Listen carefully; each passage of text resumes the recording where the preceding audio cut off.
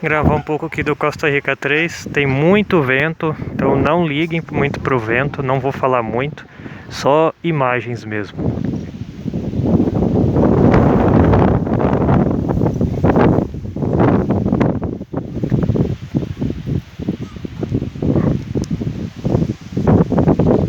Linha de trem ali em cima.